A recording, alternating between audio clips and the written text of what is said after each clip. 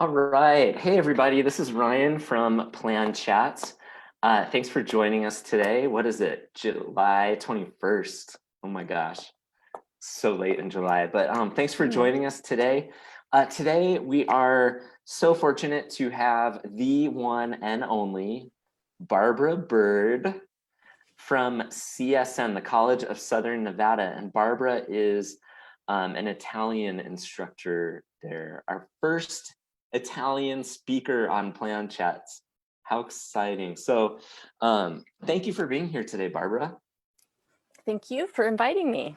Yeah, we just, you've been involved with Plan for many years now. And hmm this is a great opportunity for people around Nevada to get to know your awesomeness. So thanks. Well, I'm so grateful to you and the plan board and all the hard work they put in to connect the language um, people around Nevada.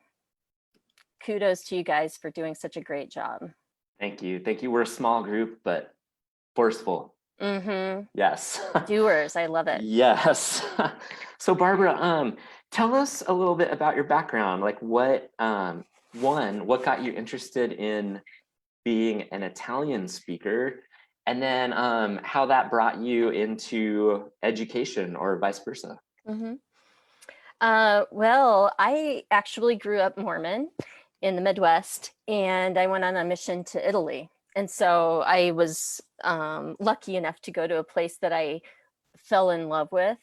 And I fell in love with the people, especially found my first girlfriend there. So I'm no longer Mormon, but I am so grateful for that experience. It was an immersive year and a half. And then I moved back to Italy afterwards and lived there for another couple of years. Um, and I just fell in love with the language and the culture, and I still am in love with the language and culture. That's awesome. Where in Italy did you spend most of your time? My mission was in northern Italy, so I was in Venice, a town called Brescia, between like near Milan, and on the coast in the Cinque Terre. So I was lucky. I got to spend time in some beautiful, beautiful places. And since then, I've traveled all over Italy, and I am in love with the South right now. I am loving Sicily and Hmm. Calabria, Puglia. That Southern hospitality and warmness is it's just beautiful. It is. And look, did you so love, right? That's a Mm-hmm. good language motivator. Mm-hmm. Oh, I tell my students that the thing that's helped me learn languages is really wanting to connect with someone in the foreign language. So, I did that in Italy when I wanted to talk to people, and I've more recently been learning my heritage language, which is Lithuanian. And I took some classes in grad school. It was very difficult. I think my only C in grad school. Um, but I started traveling to Italy and meeting up with my extended family there. And that's really what made it start to click and come together. I was motivated finally to connect with someone, and that helped a lot. Wow. Now, did you have any classes, Italian classes before going on your mission to Italy, or were you in Italy just as a complete English speaker? Well, I grew up in the Midwest. We had maybe three choices. I think it was French, German, and most students took Spanish, but I couldn't roll my R's. And so I decided I'm going to take French and be safe. So I loved French, and I took French through high school and the first couple of years of college, but I actually just traveled to my first French speaking country and was really excited to remember a few things. So I had some French.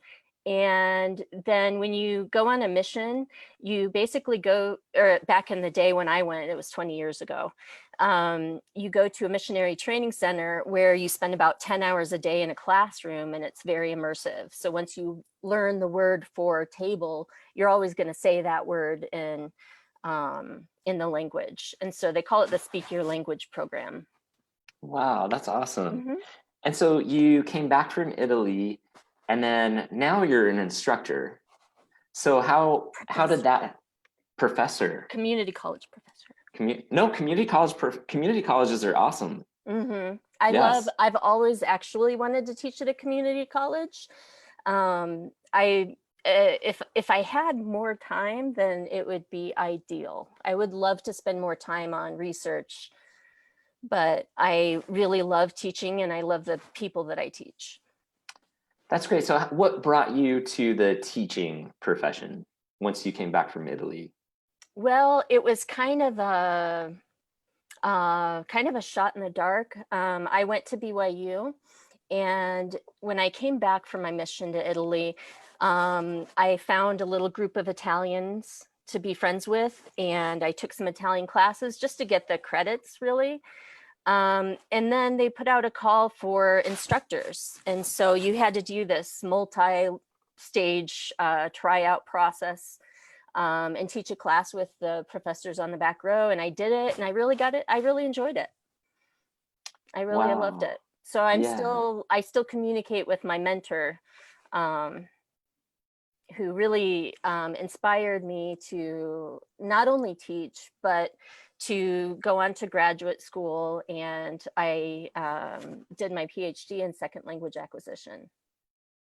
Wow, that's great. How long have you been teaching Italian? It's a long time now. If we, so I've been at CSN for 7 years, and I taught at the University of Wisconsin as a graduate TA for 6, 7 years, maybe. Mhm. And then I taught at BYU for, I think, 2 years Wow. as an undergraduate TA. Okay.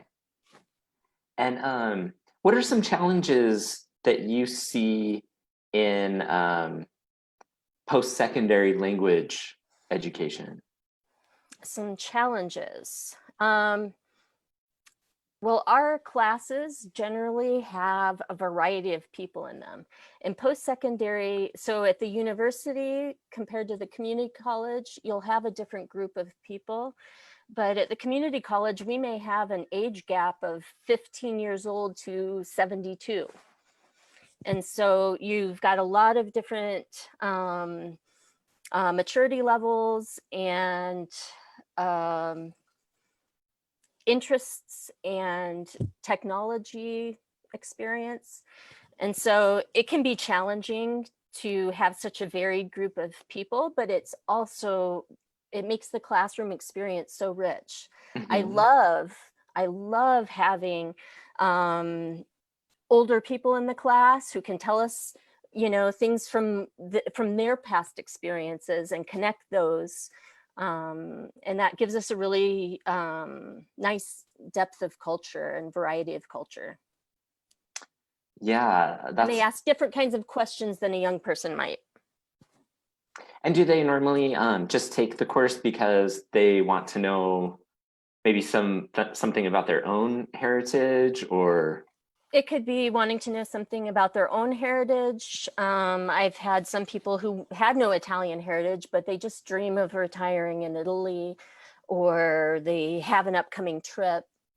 Um, yeah, I've had students whose grandparents came from Italy, or whose parents came from Italy. So they really do love the idea of connecting with their culture. And I love the idea of investigating also the different kinds of dialect or cultural knowledge that they've picked up through their family.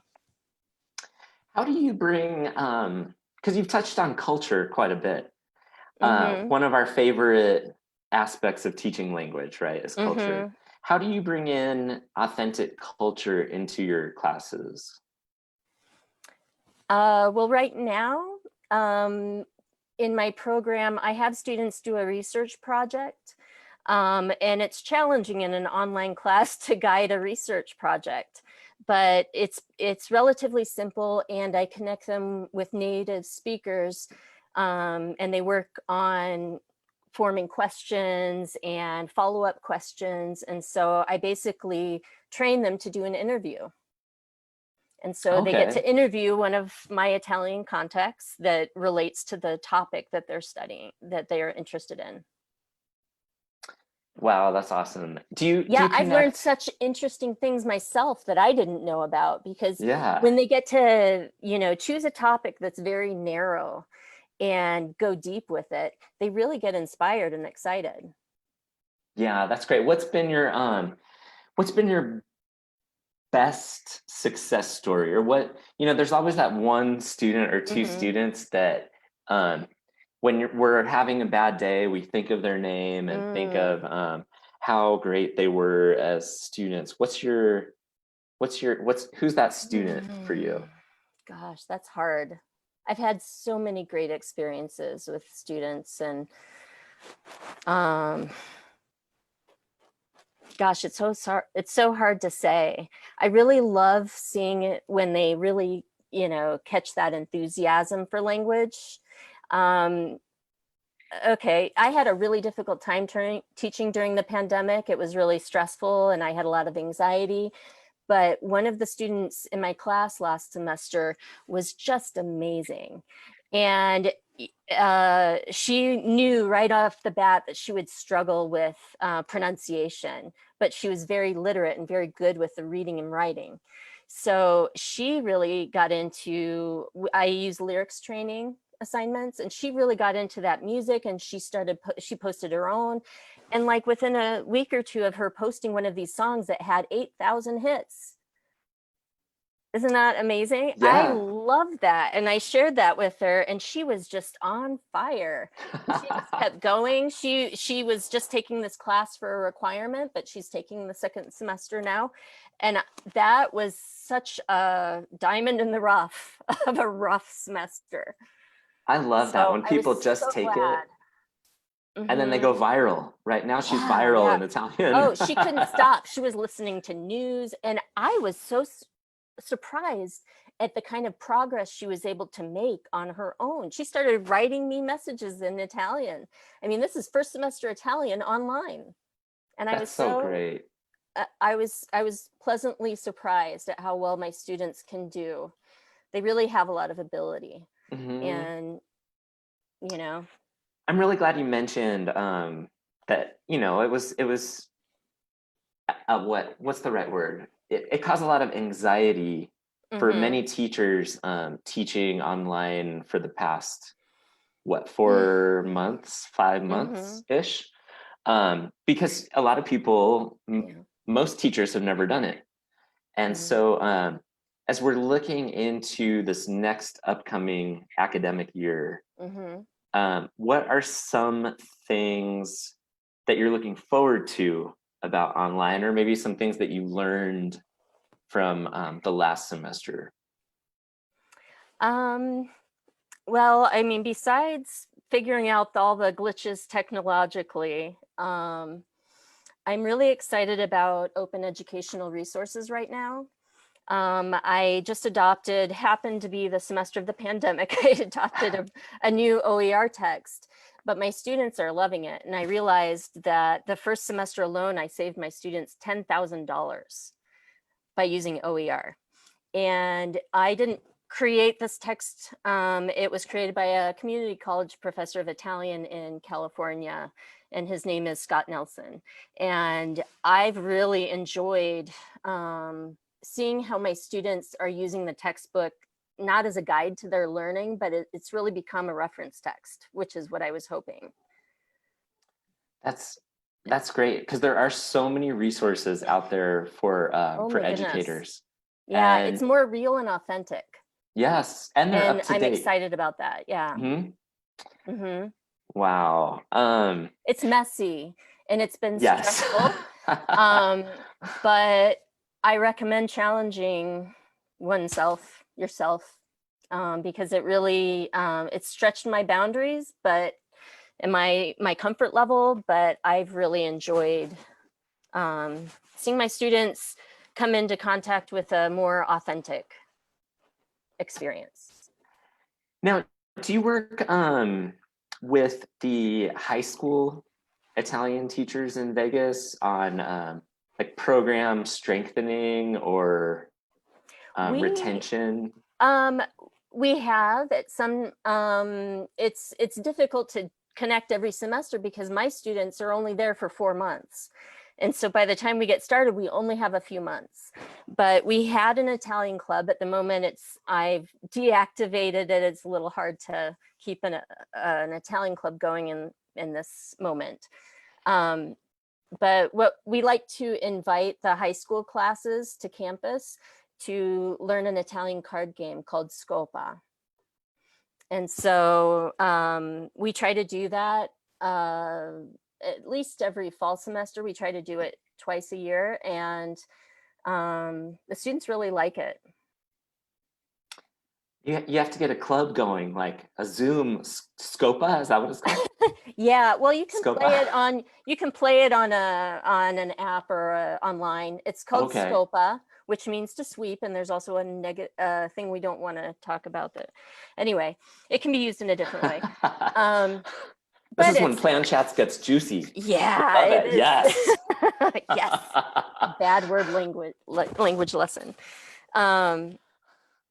So yeah, they enjoy this game Scopa, and I have had my Italian friends in the Las Vegas community come in to teach them to play, and I'll bring in my espresso machine for any that wanted, and we just have espresso and learn to play Scopa. And the students, some of them really loved it. They were apparently, the high school students were asking for the game for Christmas when we did it in November one year. Yeah. So I had some feedback that was really a motivating time. And I've actually had students in my classes from a lot of the high school classes. And I would like to be even more connected to the high school teachers. Yes. It's so great to have a nice relationship and a transition between high school and post-secondary. I think it's essential. It's essential. Well, I wonder if Scopa app downloads are going to increase now after this. They may. I'm gonna try it. If anyone wants to, I'll give you my. Oh, sorry, my headphone came out. I'll give you my username and we can play against each other. Okay. You have to go easy on me though. I feel like you're a Scopa. I am not a Scopa wizard, but I actually brought the game up with me. Oh my gosh. To teach my nieces and nephews. So here's Scopa. Okay. Good plug for Scopa. That's awesome. Well, Barbara, thank you so much for taking time out of your day to do this for Plan today. Well, thank you so much for all the efforts you all put in. I am so grateful to have this language organization in the state of Nevada, and I see the community building and growing, and I love that. It's so important to education in our state. It is. And you know what is also important is that people are still out there advocating for Italian programs. And I know it is, we used to have an Italian here in Washoe County, and we have no secondary Italian programs anymore. And it's really unfortunate. So thank you for fighting the good fight. And well, I think that the best argument I see, or the reason I see it important to offer multiple languages, is because it really doesn't matter at the end of the day which language and culture a student latches onto, but having the opportunity to make a choice and to really fall in love with something that works for you, is, whether it's because of heritage or culture or something else, it's so motivating and important. And having choice improves the motivation of students to learn. Absolutely. And like you said, regardless of what language a student may take, it will change their perspective on the world, regardless of what language it is. That was a good note to end on. It is. That is. Well, thank you again. Barbara. Thank you, We Ryan. really appreciate it. Thank you for helping me feel part of the community. Yes, absolutely. Familia. Famiglia, siamo famiglia. Yes, I know that word in Non c'è Italian. niente da dire, siamo uniti. Familia with a G, right? It's spelled with a G. Exactly. Yes. Exactly. I know Which that you because don't there's an pronounce. amazing Italian restaurant right down the street. Called Famiglia. Familia. Yeah. Yes. Well, that's one of the best things. I just love the warmth and family feel. Yes. Mm-hmm. All right. Well, that is going to do it for Plan Chats today. Thanks again, Barbara. Next week, July 28th, we will have another instructor from the Clark County School District. Nicole Klein Richter will be joining me. So hope everyone can tune in. Enjoy your last couple weeks of summer break, or if you're quarantined for another 6 months, prepare for the quarantine in the quarantine while being quarantined. Mm-hmm. Yeah. Get some projects done around the house or something. All right, everyone, that will do it. Be safe. Plan chats. Thank you for joining us. Thank you. All right, see you next week. Grazie.